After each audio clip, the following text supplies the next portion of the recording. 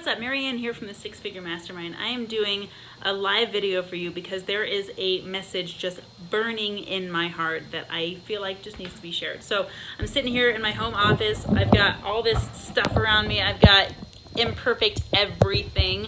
And you know what? Don't care. Okay?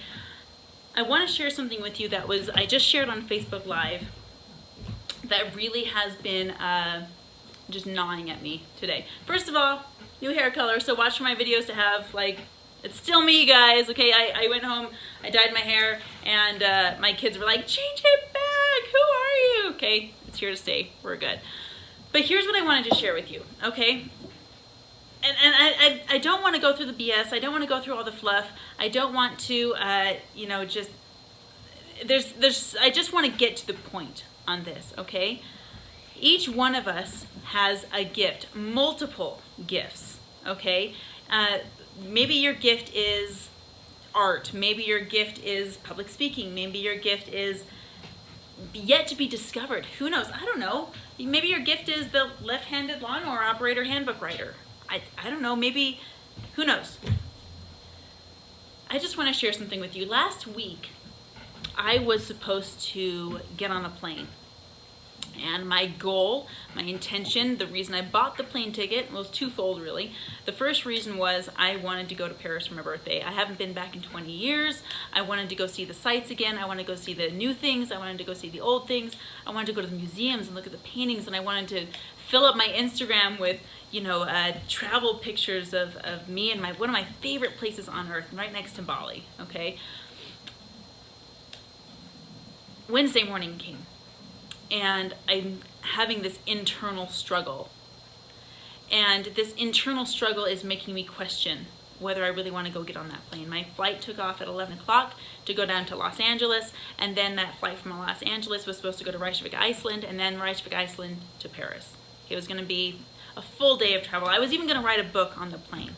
My intention to go to Paris and travel was to kind of rebrand myself, start some get some work done really intensively, and of course take some great photography, because you know me, I love my photography, you know. That morning came, and in fact a few days up until my flight time, I was just having these second thoughts. I was second guessing. I was thinking, is this a good idea? And I was thinking, and as I went through that thought process, I started to doubt a lot and just question. And usually when people say I started to doubt, they end up saying, I doubted, but I did it anyway. This actually was something that ended up keeping me home. That day,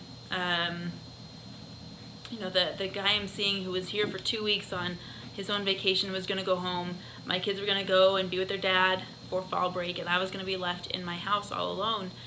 And I thought I had timed it perfectly, because I was going to get on a plane and go to another country and get a bunch of work done. And as the time came to go get in the car and go to the airport, I went and dropped my daughter off at my mom's house, and I turned and I looked at my boyfriend and I was like, what am I doing? We had been talking about it for a few hours, and I was crying and bawling the whole time. And I thought, I can't. I don't feel right about going. I can't bring myself to do it. So I stayed home. I ate the cost of the ticket, and I just stayed home. And I watched the time tick by as it got closer to takeoff time. There was 11 o'clock, that was my plane taking off. There goes 6 o'clock in the afternoon, that's my other plane taking off. And I missed all of it. And I started to ask myself all these really important questions, like you'd think missing a flight on accident might not make you like question your life, but it did. And I started asking my questions like, who am I? What am I doing? Why am I doing what I'm doing? What do I do with, you know, all what am I doing with my YouTube channel? What am I doing with my blogs? What am I doing with my social media? What am I doing with my clients? What am I doing with my life? What am I doing as a mother? What am I doing as a friend and as a companion? What do all these things amount to? And it just was like as if my entire life, this house that was my life, fell apart. And it was time for me to pick up what I really wanted and only go forward with that. It's like when, my friend Chris, many of you know him, Chris Crone on his channel. It was like when his family got evacuated 2 weeks after moving to their new home. They had to pick up everything that was useful and valuable and just load it into the car and go. And they had a few hours notice. And that's the way I felt. I was like, it's time for me to just decide what in my life is important, and pick that up and leave everything else behind and just go. First and foremost, my family. They're most important to me. My God is important to me. My relationships are important to me. And my business is important to me. And I had to decide what that looked like. What does it look like to be me? What does it look like to be Marianne? What does it look like to be my brand? I'm going through and questioning my name even. Do I keep my married name? Do I just go with my maiden name? What do I do? How do I dress? What am I going to change my hair color? Which apparently that was a yes, okay? What do I do as an entrepreneur? And so as everyone left my home this morning, my boyfriend went home, my kids went to their dad's, I was left in this cocoon all by myself. I was like, I can't even stay here. I'm too distracted by everything that's going on just in an empty house. And so I went to a friend's house, locked myself in this room, and just put my head to work. And I started asking myself, like, who am I? What do I represent? What do I unapologetically represent? And that's the point I want to make, okay? If you stuck with me this long, kudos to you, because here's the juicy part. When you define you, you are welcome to listen to feedback from other people. That's all well and good. But when you really understand you and you really define you and who you are and what you represent, what are the key values that matter to you, what is the definition of your name, when you get that, when it clicks, it's time to be unapologetic about it and share it. Share it with the world. Share it on YouTube Live. Share it on Facebook Live. Share it in social media and own who you are. Not pridefully with the ego, just with confidence in the 100% validity of you. That means you are valid in your decisions, that you are a valid human being. And I'm going to get really deep here with you for a minute, okay? I'm even going to get theological with you for a minute.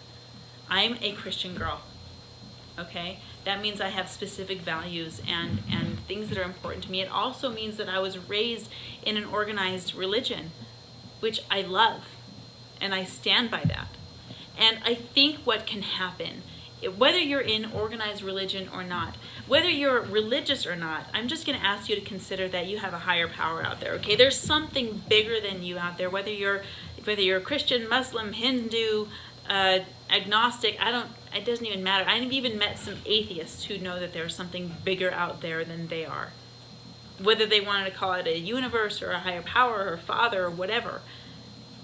There's something bigger than you. And there are, this is what I want you to mentally underline, go back and rewatch if you have to.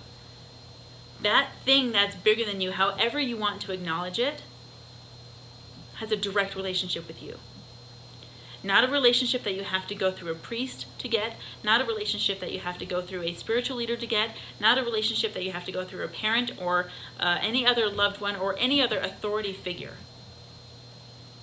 Your higher power, and I just call mine God, has a direct relationship with you regardless of your theology, regardless of your religious upbringing, regardless of how other people think that relationship should look. You have a direct relationship with your higher power. You are directly connected to your intuition. You are directly connected to whatever revelation looks like for you. You are directly connected to insight and inspiration. And you don't need to answer to any human being for that revelation. Now, I say that with a caveat because you do need to be responsible for your actions and you are responsible for your thoughts. What I'm saying is that you don't have to go through any red tape to get to your higher power, period. Once you do, when you connect to your higher power outside of any bureaucracy or red tape or anything, when you get that direct connection, you find out who you are. and you find out your purpose for that moment. Everyone's like, oh, what is my purpose in life? What's my purpose in my business? I don't know. That's not for me to decide. That's for you to figure out. And I'm going to submit to you that when you find that, be willing to let it evolve. I'll give you an example, right? Part of my purpose right now in my life is potty training. I'm potty training my youngest, and that is part of my calling in life because I'm a parent, all right? That will not always be part of my purpose. In fact, I hope that part of my purpose is over very soon. It's looking good, folks, okay? Your purpose grows and evolves and changes because you are being that grows and evolves and changes. Lock that in. Decide who you are. Don't wait for some big catastrophe to come hit you or some rays coming down from the sky to bestow your purpose on you. That's not how it works. You get to pick it. You get to decide what it is. So once you decide what it is, move in that purpose unapologetically. You don't need to apologize for who you are. You don't need to apologize for being too loud or too quiet. You don't need to apologize for being too brassy. You don't need to apologize for being timid. You don't need to, as long as you are acting in your true authentic self, no apology is needed. You don't have to answer to anyone but your creator as long as you're being legal, moral, and ethical. Okay? It's time to get rid of any inauthenticity, any fakeness, any part of you that's not you, that doesn't resonate with you. Get rid of it and own who you are. Okay, that's the message that's burning in my heart for you today, guys. Watch more of my videos. Make sure you hit the subscribe button. Hit me up with some comments. I answer those directly, whatever I can. I'm usually on here at least once or twice a day, just answering your comments. Thank you all for subscribing, and I will see more of you later. Talk to you tomorrow.